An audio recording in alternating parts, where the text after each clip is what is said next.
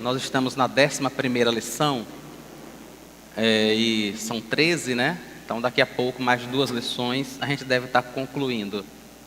Essa lição fala sobre a ira de Deus. É um tema às vezes bem complicadinho, né? Mas eu espero que a gente tenha a graça de Deus nessa manhã para entender um pouco melhor isso. Não sei quantos irmãos já viram esse versículo. Deus é um juiz. A um ele abate, a outro ele exalta. Com toda certeza nós poderíamos, inclusive, fazer todo um sermão só com base nesse versículo, né? Esclarecendo quem é o juiz, a sua autoridade, o seu poder e o que ele faz. É ele quem abate. É o Senhor quem abate. Como também é o Senhor quem exalta. Ele é a causa final de todas as coisas. É óbvio que Deus usa meios para fazer isso, né? É óbvio que existem agentes secundários. Mas a causa final de qualquer coisa é o próprio Deus. Por exemplo, quando nós somos demitidos, talvez nós entendamos isso como ser abatido, como perder o emprego. Isso não é uma coisa boa, isso não é uma coisa fácil. E é óbvio que quem faz isso é o gerente da empresa, é o proprietário, é alguém responsabilizado na hierarquia da empresa por fazer isso. Alguém tomou a decisão de que nós sejamos demitidos. Mas o que eu quero dizer é que esta decisão, antes de qualquer coisa, é uma decisão de Deus. Porque na realidade é Ele quem pode fazer com que aquela pessoa, o proprietário, o gerente, o supervisor, seja lá quem for, é Ele quem pode fazer aquela pessoa entender que você deve permanecer na empresa, que você deve ser promovido ou que você deve ser demitido. Então, irmãos, não existe um outro poder, sabe, operando de nenhuma forma. Quem faz tudo e todas as coisas é o próprio Deus. Sempre Ele vai estar usando agentes secundários. Ele vai estar usando as situações que acontecem na nossa vida.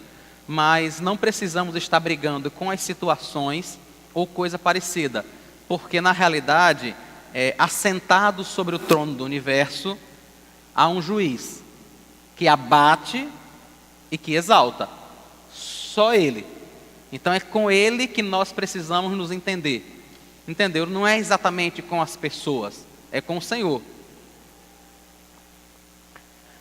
És Rei poderoso, que ama a justiça. Tu firmas a equidade, executas o juízo e a justiça em Jacó. Ou seja, é Deus quem na realidade faz isso, é Ele quem exalta e é Ele quem abate, mas Ele é alguém extremamente justo, que trata com equidade, com igualdade, que executa o juízo e a justiça, ou seja, aquilo que é reto e aquilo que é correto fazer. Então Ele não faz essas coisas, irmãos, apenas porque Ele tem poder, mas porque Ele é um Deus amoroso, porque Ele é um Deus justo.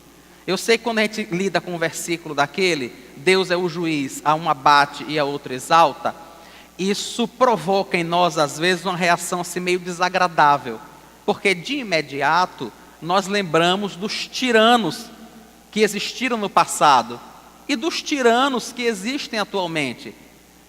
Embora quando a gente lembra desses tiranos, a gente lembra de Hitler, a gente lembra de Mussolini, a gente lembra dos últimos governos aqui no Brasil. A gente só não lembra da gente, né? Não é engraçado isso? A gente só não lembra o quanto a gente é um tirano, às vezes, com a pessoa que trabalha na nossa empresa, com a pessoa que trabalha na nossa casa. Disso a gente não lembra. A gente lembra de um tirano que matou 1 milhão de pessoas, que tem um monte de livros escritos por ele. A gente lembra de um outro tirano que foi eleito e que roubou o país todo, quebrou o país todo. Disso a gente lembra. A gente só não lembra da gente, né?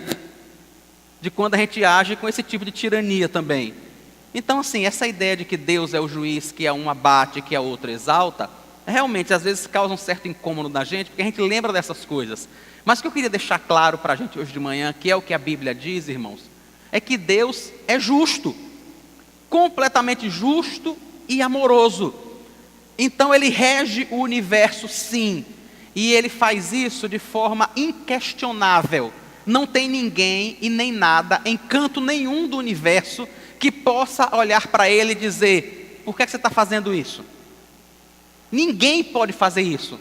Não tem ninguém e nem nada no universo que possa chegar para Ele e dizer assim: não, você não vai fazer dessa forma não. Não está vendo que isso não é certo? Não está vendo que isso não é bom? Não tem ninguém, Ele realmente é Senhor. A vontade de Deus, irmãos, ela é simplesmente inflexível, inquebrantável, ela vai permanecer. E eu sei que esses termos assim incomodam um pouco a gente, porque a gente lembra de pessoas. Mas preste atenção, nós não estamos falando de humanos. Nós não estamos falando de pessoas que comem feijão com farinha. Estamos falando de Deus, do Deus eterno, e que é poderoso e que é justo também, extremamente justo, extremamente amoroso, muito mais do que aquilo que eu e você podemos entender. Então, sim, o poder, muitas e muitas vezes, mostra a corrupção que existe no nosso coração. Aqueles que não conhecem a Cristo entendem apenas que o poder corrompe, né? Mas eles não percebem que, na realidade, a pessoa é corrompida. Ela é assim. Quando ela toma o poder e ela começa a ter esse tipo de manifestação, não é porque ela foi corrompida agora, ela sempre foi assim. Ela era assim, o coração do ser humano é assim, corrompido. Por isso que o poder, na realidade, acaba muitas vezes mostrando isso que está no coração da pessoa. Então, isso não acontece com Deus. Isso acontece comigo e com você. Nós somos sujeitos a agirmos de forma tirana. Nós somos sujeitos, por exemplo, sei lá, liderando o Ministério do Louvor, em pensar assim: não, a gente vai cantar exatamente o que a gente gosta. E pronto. É o que o gosto é meu. Isso é tirania. Isso é tirania.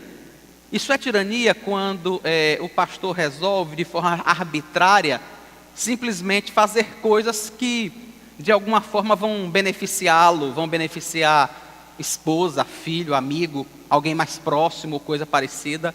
Isso é tirania. E nós estamos sujeitos a isso mesmo.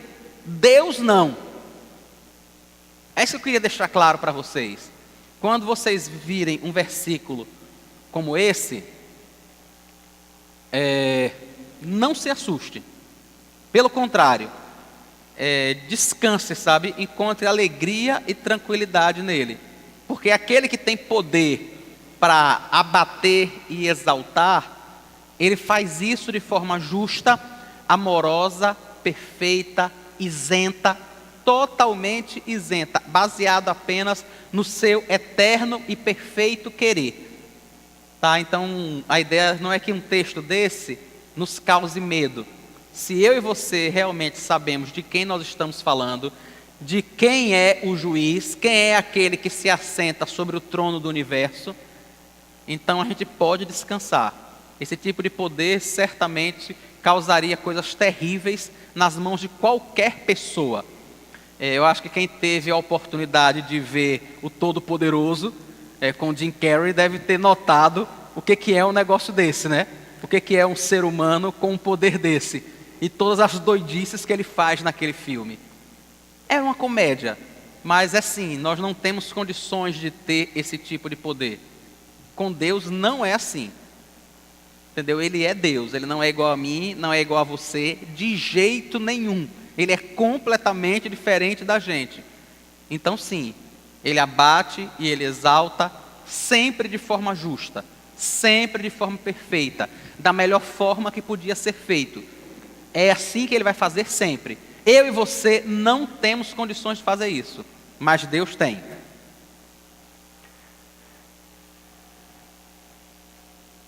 Esse texto é um dos mais conhecidos da gente, né? É o comecinho da carta de Paulo aos Romanos. Ele diz assim: a ira de Deus se revela do céu contra toda impiedade e perversão dos homens que detêm a verdade pela injustiça. Porquanto o que de Deus se pode conhecer é manifesto entre eles, porque Deus lhes manifestou. Porque os atributos invisíveis de Deus, assim o seu eterno poder, como também a sua própria divindade, claramente se reconhecem desde o princípio do mundo, sendo percebidos por meio das coisas que foram criadas. Tais homens são, por isso, indesculpáveis. Porquanto, tendo conhecimento de Deus, não o glorificaram como Deus, nem lhe deram graças, antes se tornaram nulos em seus próprios raciocínios, obscurecendo-se-lhes o coração insensato, inculcando-se por sábios, tornaram-se loucos, e mudaram a glória do Deus incorruptível em semelhança da imagem de homem corruptível, bem como de aves, quadrúpedes e répteis. Por isso Deus entregou tais homens à imundícia, pelas concupiscências do seu próprio coração, para desonrarem o seu corpo entre si. Pois eles mudaram a verdade de Deus em mentira, adorando e servindo a criatura em lugar do Criador, o qual é bendito eternamente. Amém. No versículo 18, ele começa dizendo que a ira de Deus se manifesta do céu contra toda impiedade. E ele vai descrever depois o porquê disso acontecer. Ele vai demonstrar que, na realidade, os homens se afastaram de Deus, os homens, tendo conhecimento de Deus, eles desprezaram ao Senhor. Eles reconhecendo que existe um Deus, e que nós deveríamos servi-lo, e que nós deveríamos adorá-lo, essas pessoas, conscientemente, voluntariamente, rejeitaram a Deus. Por isso, são indesculpáveis. Por quê? Porquanto, tendo conhecimento de Deus, não o glorificaram, nem lhe deram graças. O versículo 24 diz o castigo que eles sofrem. Por isso Deus entregou tais homens à imundícia, pelas concupiscências do seu próprio coração, para desonrarem o seu corpo entre si. O castigo, a punição de Deus, foi entregar esses homens a eles mesmos. A eles mesmos. Não é a vocês que vocês querem adorar. Vocês, em vez de adorar a Deus, vocês resolveram adorar suas sensações. Vocês resolveram adorar suas emoções. Vocês resolveram adorar sua vida boa. Você resolveu adorar o seu emprego. Você resolveu adorar, a sua família, o seu pai, a sua mãe, o seu esposo, o seu tio, o seu sobrinho, o seu dinheiro, o seu corpo, o seu cabelo, a sua inteligência, a sua habilidade. Tudo isso. Você resolveu adorar tudo isso. Então o que é que Deus fez? Continue adorando, continue afundando, continue indo neste sentido. Foi essa a consequência daquilo que Deus fez. Agora, como é que nós vamos entender essa ira de Deus? Porque o referencial de ira que nós temos é a nossa manifestação, que é descontrolada, que é desproporcional. É assim que nós somos, desde pequenos. Desde pequenos nós somos assim. Nós estamos satisfeitos, o que é que a gente faz? Chora. Quando a gente cresce, a gente para de chorar, aí a gente reclama. Quando a gente não pode reclamar, a gente agride. A gente diz o que não devia dizer. Porque nós queremos sempre estar satisfeitos e quando isso não acontece, nós ficamos irados. A ira de Deus, irmãos, não se parece com a nossa. A nossa ira, em 99,99% das vezes, é injusta. Totalmente injusta. Na maioria das vezes. A de Deus, pelo contrário, é sempre justa. E a ira de Deus não é exatamente a ira como ela acontece com a gente. Deixa eu tentar explicar só um pouquinho rapidinho. Linguagem antropomórfica, né? Descreve atitudes e afeições de Deus em termos comumente usados para falar sobre seres humanos. É quando nós pegamos características e sentimentos e coisas nossas que nos caracterizam e colocamos em Deus para tentar entender melhor o Senhor. Por exemplo, no antropomorfismo, né? Antropos de homem, morfismo de forma. Quando a gente atribui a Deus características humanas. Eis que a mão do Senhor não está encolhida, para que não possa salvar, nem surdo o seu ouvido, para não poder ouvir. Os olhos do Senhor estão em todo lugar, contemplando os maus e os bons. Eu e você sabemos que Deus, irmãos, não tem mão, que Deus não tem olhos, que Deus não tem ouvido. Alguém tem dúvida disso? Deus é espírito. Ele não tem mão, ele não tem olhos, ele não tem ouvido, ele não tem pele, não tem braço, ele não tem nada disso. Acontece que o único modo que nós sabemos que a pessoa se utiliza, o meio da pessoa ouvir é através do ouvido, o meio da pessoa olhar é através dos olhos. Então a gente põe essas características e o próprio Deus se revelou dessa forma para que houvesse comunicação. Imagine se Deus conversasse com a gente sem levar em conta a nossa capacidade de compreensão. Não teria comunicação, não haveria como entendê-lo. E antropopatismo, que é quando nós pegamos sentimentos, emoções humanas e atribuímos a Deus.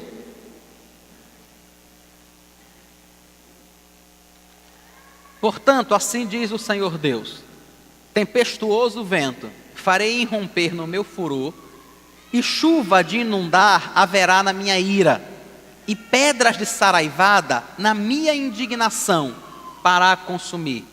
Então se arrependeu o Senhor de ter feito o homem na terra, e isso lhe pesou o coração. É claro, irmãos, é óbvio que o furor, a ira, o arrependimento são características realmente nossas, né? E o que é que Deus está fazendo? Ele está tentando dizer para a gente que está insatisfeito com alguma coisa, que alguma coisa não está acontecendo, que nós não estamos fazendo como deveríamos fazer. E como é que ele demonstra isso? Furor, ira, indignação, arrependimento. É óbvio que Deus não se arrepende de nada, porque o arrependimento é uma característica de quem não conhece o futuro, de quem precisa ajustar o que está fazendo. Isso não acontece com Deus. Tudo que Ele faz é simplesmente perfeito, porque Ele é perfeito. Ele é totalmente perfeito. Os planos de Deus não precisam de ajuste. Aquelas etapazinhas que a gente aprende, né? Nós precisamos planejar, executar. Dentro da execução, nós temos que ter um controle. Não é isso que a gente faz? A gente está executando alguma coisa, mas estamos sempre controlando para verificar se isso está saindo dessa forma, se está saindo daquela forma, se está tudo ajustadinho. Isso não existe com Deus. Então Ele não precisa se arrepender de nada. E Ele também não tem esse tipo de sentimento como eu e você temos, furor, ira, indignação. Quando a gente se ira, quando a gente fica indignado, quando a gente fica enfurecido, a gente faz coisas que não deveria fazer, a gente diz coisas que não deveria dizer, a gente tem vontade de fazer coisas que não deveríamos ter vontade de fazer. Nós somos assim. Deus não é assim. Mas por que esse tipo de linguagem é usada? Para que eu e você possamos entender um pouco quem é Deus e como Ele se comunica com a gente. Então é isso que acontece também quando a gente fala da ira. A ira de Deus, diferente da minha ira e da sua ira, não é um sentimento que provoca aquela raiva, que deixa a gente com o rosto vermelho, que faz o sangue subir e que vai nos levar a tomar uma atitude errada. A ira em Deus é a sua oposição determinada, perfeita e pura contra o mal. É apenas isso. Ele está apenas fazendo e ajustando aquilo que precisa ser ajustado na sua vida e na minha vida. É quando nós resolvemos plantar algo que não deveríamos plantar. E depois a gente tem dificuldade de dizer assim, agora eu não quero colher. E não tem mais jeito. Se a gente precisa fazer uma seleção, essa seleção tem que ser anterior, tem que ser antes do plantio, porque depois eu e você vamos colher aquilo que a gente plantou. Não tem jeito, isso vai voltar, é inevitável. É Deus quem estabelece isso, porque Ele se opõe ao mal de forma determinada, pura e perfeita. É isso que Ele faz. Como é que Deus faz isso então? Como é que Deus manifesta essa sua ira? Como é que Deus manifesta essa sua oposição contra o mal? Através de seus atos de juízo. Quando Deus julga as pessoas. Existem casos assim na Bíblia? Diversos, irmãos, diversos. A gente poderia passar a manhã toda falando sobre eles, apenas alguns. O Senhor Deus, por isso, o lançou fora do jardim do Éden, a fim de lavrar a terra de que fora tomado. E expulso o homem, colocou querubins ao oriente do jardim do Éden, e o refugir de uma espada que se revolvia, para guardar o caminho da árvore da vida. Por isso, isso aqui diz o mal, o erro, aquilo que Adão e Eva tinham feito, e aquilo que levou Deus a se opor, a fazer tudo isso. Isso é a ação de Deus se opondo ao por isso. Lembram o que é aquele por isso? É quando a mulher chega lá, conversa com a serpente, olha para a árvore, olha para o fruto, percebe que é um fruto aprazível aos olhos, desejável para dar conhecimento, ela toma e come, e dá ao seu marido. Esse é o por isso. E aí Deus os lança fora do jardim. Isso é o ato de juízo de Deus. A loucura de Nabucodonosor, lembram quando ele simplesmente perde o juízo? Diz o texto: falava o rei ainda quando desceu uma voz do céu: a ti, ó rei Nabucodonosor, já passou de ti o reino. Serás expulso de entre os homens, e a tua morada será com os animais do campo, e far-te-ão comer ervas como bois, e passar-se-ão 7 tempos por cima de ti, até que aprendas que o Altíssimo tem domínio sobre o reino dos homens, e o dá a quem quer. Percebe o juízo de Deus? Nabucodonosor era um homem orgulhoso, prepotente, que certamente tinha feito uma estátua com a sua própria imagem. Há uma probabilidade muito grande que aquela imagem de ouro que ele levantou lá no campo de Merodach, que ele convida todo mundo para vir adorar, que tenha sido uma imagem talvez dele mesmo. Ele mesmo, imaginem a arrogância desse homem. E aí Deus julga Nabucodonosor e diz a ele que ele vai passar por tudo isso até que aprenda que o Altíssimo tem domínio sobre o reino dos homens e o dá a quem quer. E é Deus quem toma de Nabucodonosor o reino, e é Deus quem restitui o reino a Nabucodonosor no momento que ele quis, segundo o seu querer. A morte de Ananias e Safira, talvez algumas pessoas digam: pastor, mas isso aí só aconteceu no Antigo Testamento. Isso não acontece no Novo Testamento. Quer um texto mais claro do que esse? Ananias e Safira se juntam e resolvem os dois, como disse o apóstolo Pedro, mentir a Deus e não aos homens. É o que diz aqui o versículo 4, né? Não mentiste aos homens, mas a Deus. Talvez Ananias e Safira não tivessem isso muito claro na cabeça. Isso é interessante, né, irmãos? Talvez eles não tenham se juntado um com o outro e tenham dito assim: nós vamos mentir a Deus. Vamos fazer um negócio aqui para a gente enganar a Deus. Ninguém faria isso. Qualquer pessoa sabe que é impossível enganar a Deus. Mas a mensagem é muito clara. Quando eles tentam enganar a igreja, quando eles tentam parecer uma coisa que não são, quando eles apresentam parte do dinheiro dizendo que é o dinheiro todo, quando eles mentem aos apóstolos, eles estão mentindo a Deus. Veja que interessante, né? Como a gente às vezes está correndo perigo por não pensar, por não avaliar corretamente aquilo que nós fazemos, pensando que talvez estejamos ofendendo apenas ao irmão, que talvez estejamos ofendendo apenas a igreja, quando na realidade estamos ofendendo a Deus. Ainda que a gente não diga assim, não, eu estou fazendo isso porque eu quero ofender a Deus. Mas é isso que fazemos algumas vezes. Foi isso que Ananias e Safira fez. Diz o texto que Ananias caiu e expirou. Na mesma hora que Pedro olha para ele e diz assim, Ananias, se você ficasse com dinheiro, não ia ser seu. Se você ficasse com sua terra, ela também não ia ser sua. Me diga, para que você veio aqui com essa historinha? Para que é que você resolveu enganar a igreja? Quando ele ouve isso, ele cai morto. Simplesmente cai morto. E logo depois acontece com a mulher dele. Logo depois acontece com Safira. Isso é a manifestação da justa ira de Deus. É Deus se opondo ao erro dos homens. É Deus dizendo, não dá para passar daqui. Aquilo que você faz tem consequência. Ainda que ninguém saiba, sabe? Ainda que ninguém veja. Né? Quantas coisas a gente faz que não agradam a Deus, ninguém sabe, irmãos. Talvez ninguém nunca vá saber.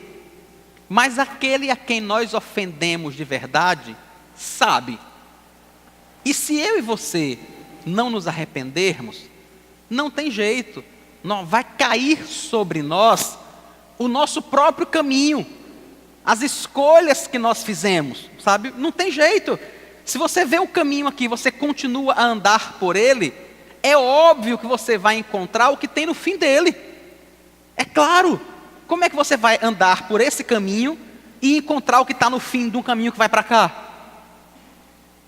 Não vai acontecer. Se é por aqui que eu estou caminhando, se é esse o meu tipo de comportamento, se é assim que eu trato minha mãe, sei lá, se é assim que eu trato meu pai, se é assim que eu trato o meu emprego, é óbvio que ali na frente eu vou encontrar aquilo que eu estou fazendo, o resultado daquilo que eu estou fazendo. Eu vou chegar no lugar para onde eu estou caminhando. É inevitável. É inevitável. Isso é garantido pelo próprio Deus. É Deus quem garante isso. Que se a gente não se arrepender daquilo que a gente faz e que a gente sabe que desagrada a Deus, nós vamos realmente sofrer as consequências disso. Paulo faz uma pergunta bem interessante. Que diremos, pois? A injustiça da parte de Deus? E ele mesmo responde, de modo nenhum. De jeito nenhum. Não há nenhum tipo de injustiça. Nenhum, irmãos. Tem gente que pensa assim, como é que Deus, tão grande, tão poderoso, tão eterno, infinito, pode se preocupar ou se ofender com coisas que criaturas tão pequenas, infinitas e insignificantes como nós fazemos? Algumas pessoas já argumentaram assim, não é possível, sabe, não é possível que um ser que está sentado sobre o trono do universo se incomode com aquilo que uma criatura de 1,67 m sem cabelo faça. Não é possível. Isso só para mim e para você, irmãos. Só para mim e para você. Algumas pessoas até diziam assim, é como se eu, por exemplo, fosse me importar ou me ofender com uma formiga que está passando lá fora agora. Sabe, como se eu fosse me importar com essa formiga. Por que eu me importaria com essa formiga? Acontece que essa analogia, essa comparação, ela na realidade é uma falácia, né? Ela está completamente distorcida. Por quê? Porque eu não me comunico com a formiga. Eu não falo com a formiga. Eu não pus um espírito na formiga. Eu não dei consciência para que ela entenda aquilo que eu estou falando. De jeito nenhum. Não há nenhum tipo de comunicação entre a gente. Por que Deus se importa com aquilo que eu e você fazemos? Porque nós fomos feitos à sua imagem e semelhança. Porque Ele mesmo pegou o pó da terra, formou o homem e soprou em suas narinas. e pôs nele o seu espírito. Imaginem, pôs no homem o seu espírito. Deu ao homem capacidade de amar, capacidade de julgar, capacidade de entender, de raciocinar. Por isso sim, aquilo que eu e você fazemos é relevante diante de Deus. E quando eu e você colhemos aquilo que nós plantamos, que é uma garantia dada pelo próprio Deus, isso é justo. Isso é totalmente justo. Às vezes a gente fica pensando, irmãos, como o salmista fala aqui no Salmo 37. Ele diz assim: não te indignes por causa dos malfeitores, nem tenha inveja dos que praticam a iniquidade, pois dentro em breve eles definharão como a relva e murcharão como a erva verde. Confia no Senhor e faze o bem. Habita na terra e alimenta-te da verdade. Agrada-te do Senhor e Ele satisfará os desejos do teu coração. Entrega o teu caminho ao Senhor, confia nele e o mais Ele fará. Fará sobressair a tua justiça como a luz e o teu direito como o sol ao meio-dia. Diga, quem de nós, por um breve momento que fosse, não teve inveja dos ímpios e dos malfeitores?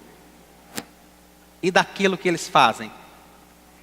Diga aí, quem de nós, por um momento que seja, não invejou alguém que fez algo que não deveria fazer e que obteve vantagem por causa disso, e que nunca foi descoberto, e que nunca foi pego, e que corre tudo bem? Acabou, corre tudo bem, passou. Não é?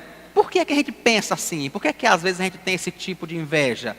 Porque na realidade, inúmeras e inúmeras vezes, nós não percebemos o quanto isso desagrada a Deus. E nós não notamos uma outra coisa que Ele deixa muito claro.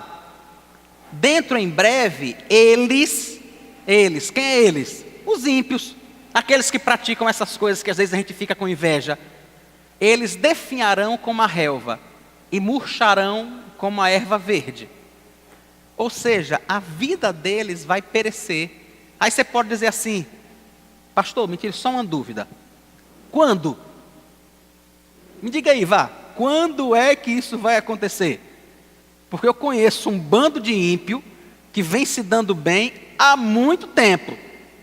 Não é pouco não, é há muito tempo, viu? Quando é que essa turma vai ser chamada por Deus a prestar conta dessas coisas?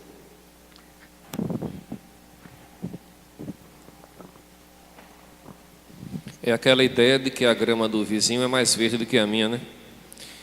Mas aí tem uma outra situação também, pastor, que é o seguinte: a gente pode ficar invejando, ou sentindo inveja, do outro, mas quando o outro, como ali nos fala, né, que há de definhar, quando esse outro definha, a gente deve se regozijar, porque o outro se definhou. Aquele a quem a gente invejava se deu mal, a gente deve se regozijar, porque o outro se deu mal. Aquilo que ele tinha é o que eu gostaria de ter. Já que eu não posso ter, então eu fico feliz que ele perca. Entendeu? Entendi. Eu acho, Ailton, que a motivação aí tá bem distorcida, né? Porque muitas vezes aí a gente não está se alegrando porque a justiça foi feita. A gente está se alegrando, na realidade, porque o outro perdeu. Não é porque a justiça foi feita. É simplesmente porque o outro perdeu. Porque a maior dificuldade nossa, irmãos, e às vezes é complicado até a gente admitir isso, né? Mas a nossa maior dificuldade é se alegrar com quem se alegra. Não é? É se alegrar com quem está bem. Em especial, se esse bem for superior ao nosso. Em especial, se esse bem for um bem que a gente queria e não tem. Imagine como é complicado, às vezes como é difícil você se alegrar com um irmão que tem conseguido aquilo que você tanto queria e que nunca conseguiu, e que cada vez percebe que vai ser mais difícil ainda conseguir. Isso é muito complicado, é muito difícil para a gente, porque o nosso coração realmente é muito egoísta. Às vezes é mais fácil a gente chorar com quem chora, né? É mais fácil chorar porque o outro perdeu. Não, eu continuo empregado, graças a Deus. Mas assim, eu vou na casa do irmão, eu vou chorar com ele porque ele perdeu o emprego. Isso é mais fácil para a gente fazer do que eu estar desempregado e ir na casa do irmão me alegrar com ele porque ele acabou de se empregar. Bom, eu tô realmente desempregado, a situação não está nada boa, já tem bastante tempo, está complicado, a coisa lá em casa está muito difícil, mas fulano de tal, que perdeu o emprego, sei lá, há uma semana, já está empregado. Tem 6 meses que eu estou parado. Mas o irmão fulano de tal, ele perdeu o emprego, tem uma semana, já está empregado. Vamos agradecer a Deus por isso. Ou então, mesmo que ele não tenha perdido o emprego, mas ele já tinha um emprego e foi promovido. Enquanto o outro foi promovido, eu sequer consigo um emprego. Ou coisa parecida, né? Dê ali a Bruna, por favor, Ailton. Pastor, então a motivação do salmista é quando ele pede a Deus, né? A derrota dos que humilharam ele, eu que não lembro as palavras exatas. Mas tem um monte de versículos assim. Né? Então Tem. é errado. Assim, é a expressão humana do pecado, na verdade. Aquilo ali não é de Deus. Não é isso? Então, Bruna, ele está pedindo a Deus que faça justiça. Esse tipo de expressão a gente vê muito nos Salmos, né? Que é um livro poético, né? E como poesia, tanto naquela época como hoje, expressa muito dos nossos sentimentos, das nossas emoções, né? O que é que o salmista está fazendo? Ele está sofrendo, ele está passando por alguma situação difícil, e isso é provocado por outra pessoa. O que é que ele está fazendo? Ele está dizendo assim: Senhor, faça justiça, por favor, faça alguma coisa, acabe com ele. Ele está expressando realmente o desejo dele de que Deus interrompa aquela maldade que o outro está fazendo. Uma coisa interessante, Deus só vai fazer aquilo que é certo, né? Não é, Deus só vai fazer aquilo que é certo, aquilo que é justo, aquilo que é correto, apesar do sentimento que a gente tem às vezes. Não sei se vocês já passaram por momentos assim que pessoas fizeram algo que você julgou tão injusto, que às vezes você para e quando você percebe que você não tem o que fazer, você não pode fazer nada, a pessoa praticou realmente uma injustiça muito grande contra você, você não tem como mostrar o contrário, você não tem como reagir, você não tem o que fazer. E você simplesmente diz assim: não se preocupe, o Senhor vai fazer justiça. Não se preocupe não, Deus vai fazer justiça. Não é, na realidade, veja como isso é interessante. Na realidade, naquela hora, a gente está sofrendo, a gente está irado, a gente está chateado, a gente está querendo revanche, a gente quer esse negócio todo. E a gente percebe que não pode fazer nada. Aí a gente é crente, a gente diz assim: não se preocupe não, Deus vai tomar conta, Deus vai fazer alguma coisa. Mas Ele só vai fazer aquilo que é justo e que é certo. Apesar do sentimento que nós temos naquele momento, sabe? Apesar de que, na verdade, a gente queria esganar alguém naquela hora. O que a gente queria era esganar uma pessoa. Mas Ele só vai fazer aquilo que é justo e que é certo, não exatamente aquilo que a nossa chateação e que o nosso sofrimento nos leva a pensar ou a desejar naquele momento. Fernando. Só uma diferença pequena, né? Que o salmista, ele não diz, impede a Deus que traga a derrota de fulano, né? Ele diz que são os meus inimigos, né? E que Deus que sabe verdadeiramente, como você falou agora, né? Quem são os inimigos. E a diferença básica que eu vejo assim com relação a mim, o que eu faço, que a gente costuma fazer, é que a gente é de acordo com o nosso próprio julgamento. Não é Deus que esse problema, a raiz real desse problema, seja resolvida. Não, eu acho que a raiz desse problema é fulano, por exemplo, e aí que ele seja resolvido. Então, que apesar do que está escrito, fica nítido que, assim, apesar do que está sendo dito, é a vontade de Deus. Não tem um mapa do que é para Deus fazer ali. Sim. Né?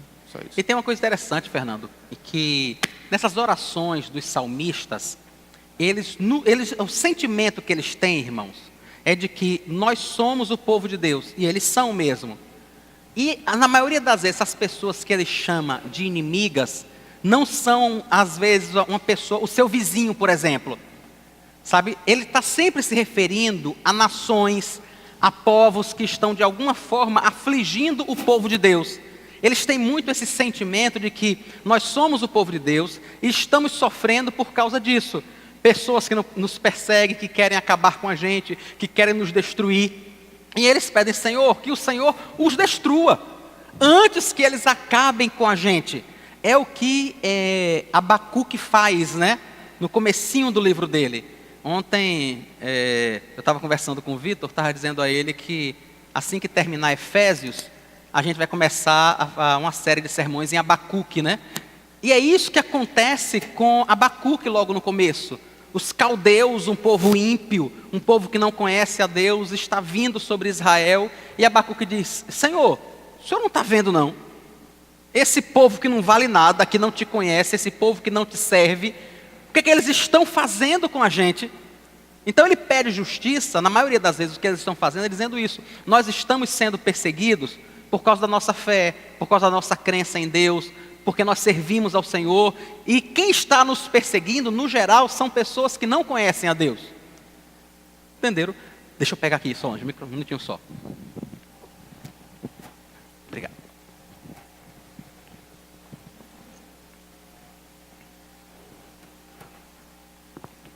Eu pensei que você não ia perguntar hoje, não. Oxe.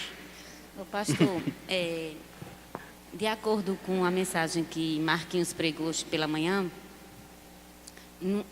renunciar requer muito sacrifício humano, aquele que quer seguir a Deus. Foi isso que eu entendi.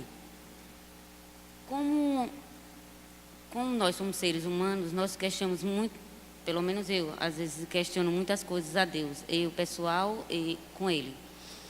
E como é que nós vamos ter uma vida, essa vida, como eu diria, de renúncia, como diria também algumas pregações, uma vidinha amarrada, né, que, diz, meu Deus, está amarrada aqui, que não desenvolve nada. Uma vidinha amarrada.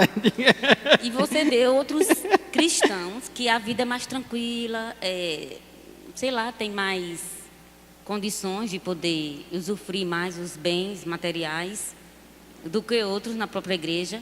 E a gente fica assim pensando, como é essa vida que Jesus quer para a gente, de renúncia?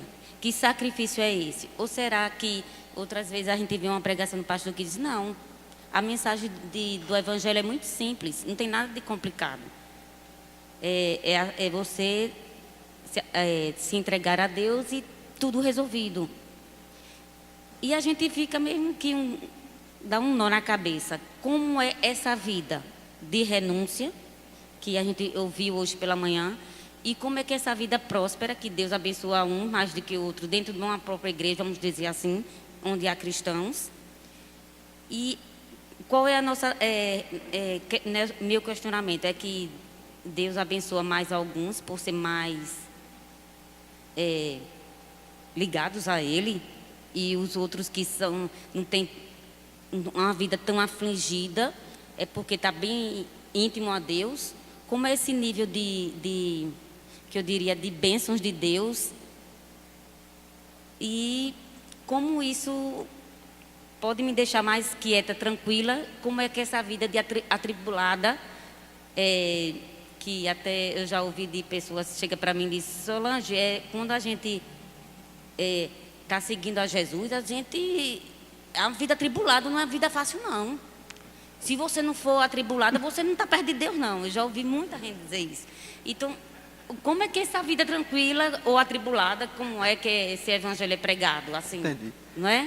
Entendi. Você não quer saber mais nada, não, só isso. Certo. Não, entendi.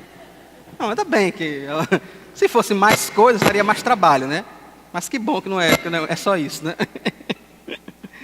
Solange, não tem como discutir essas coisas em pouco tempo. O que eu posso dizer a você é o seguinte, que tem um Deus assentado sobre o trono do universo, e que Ele abate a uns e exalta a outros, segundo o seu poder e o seu querer amoroso. É Deus quem estabelece o cara que vai ganhar 30 mil reais e o cara que vai ganhar 937 bruto. É Deus quem dá emprego e quem tira emprego, segundo o seu querer, segundo o seu poder e segundo o seu amor. Qual é o critério que ele usa para fazer isso? Está só nele. Está só nele.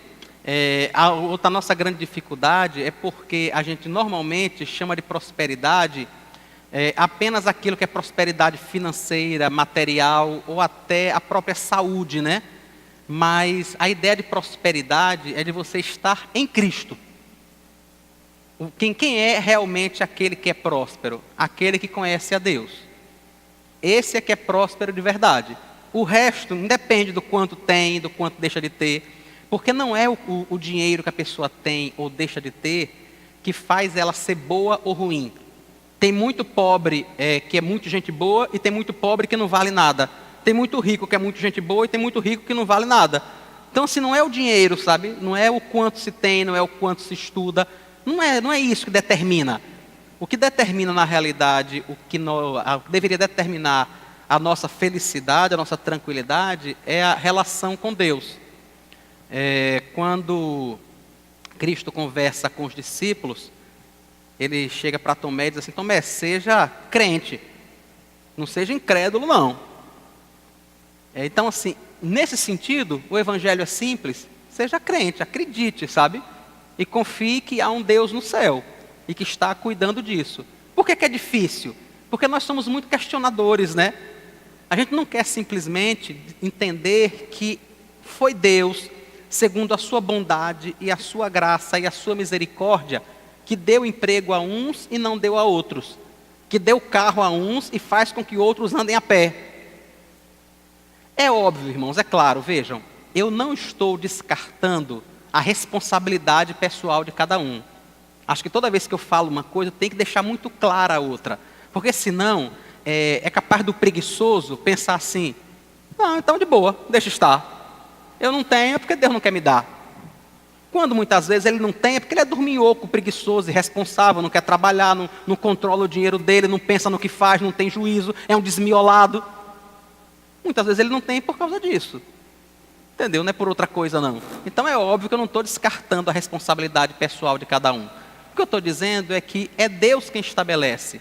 É Deus quem é senhor de toda. É Ele que é o dono do emprego, da saúde e do dinheiro. É Ele que é o dono do casamento, dos filhos, da prosperidade material, emocional, física, seja lá o que for. E dá a quem quer. Não tem outra coisa. Ele dá apenas a quem Ele quer, segundo o seu querer. Eu acho muito interessante ele dizendo a Moisés: Moisés, eu vou ter misericórdia de quem eu tiver misericórdia. E pronto. Eu vou ter misericórdia de quem eu tiver misericórdia. Pronto, acabou. Ou seja, a motivação, irmãos, está nele, percebe? Que não está no dinheiro, que não está na condição social, que não está em nada disso. Isso está em Deus. O que a gente pode fazer? Se curvar diante dele. O que é que de prático eu posso fazer? Eu estou doente? Me cuidar. Eu tenho que fazer isso. Isso é o que compete a mim. Eu estou doente, eu tenho que me cuidar. Isso é o que está ao meu alcance. Se Deus vai permitir que eu seja curado através desse tratamento, aí é outra coisa.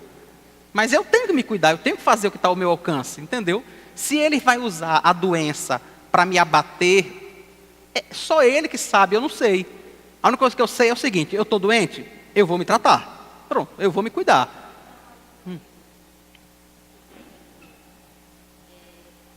Peraí, viu? Então, sobre a lição de hoje, sobre a ira de Deus, né? Que a gente está estudando hoje. Por que a gente tem que estudar sobre a ira do Senhor, se a gente não sabe nem mensurar como é essa ira? Então, para deixar claro para você que aquilo que você faz tem relevância, aquilo que você faz é importante, que você pode simplesmente resolver virar as costas para Deus na sua vida diária. Você pode resolver isso, mas isso tem consequências. Não tenha dúvida, isso tem consequências e você vai alcançá-las se viver assim. Da mesma forma que se você resolve se dedicar e buscar a Deus e consagrar a sua vida ao Senhor, e como disse a palavra de Deus que Marquinhos falou agora de manhã, se você resolve renunciar às coisas que não agradam a Deus e viver para Ele, isso vai ter consequências. E se eu fizer isso tudo certinho e Deus mesmo assim se irá comigo? Não vai, porque Ele não é esquizofrênico. Entendeu? Não vai não. Não foi, ele disse que vai abençoar, né? Como é que agora você faz o que Ele pediu E ele vai se chatear com você porque você fez o que ele pediu.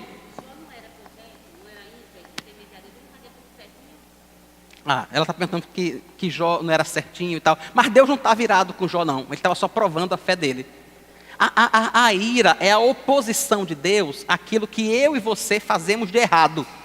Aquilo que o pecador faz de errado. Independente de quem seja a pessoa. É Deus se opondo ao erro do homem. Garantindo que o homem colha aquilo que ele plantou. Isso é a ira de Deus. Ei, vamos terminar. Esse é o último slide. O vencedor herdará estas coisas, e eu lhe serei Deus, e ele me será filho. Quanto, porém, aos covardes, aos incrédulos, aos abomináveis, aos assassinos, aos impuros, aos feiticeiros, aos idólatras e a todos os mentirosos, a parte que lhes cabe será no lago que arde com fogo e enxofre, a saber, a segunda morte. Os versículos, irmãos, aí Apocalipse 21, do versículo 1 até o 7, são aqueles versículos maravilhosos que falam sobre o novo céu, sobre a nova terra, que o Senhor vai enxugar dos nossos olhos toda lágrima, que nós não teremos mais sofrimento, nem dor, nem tristeza, que o sol não vai nos incomodar, que não vai ter nada que nos incomode. Versículo 1 até o 7.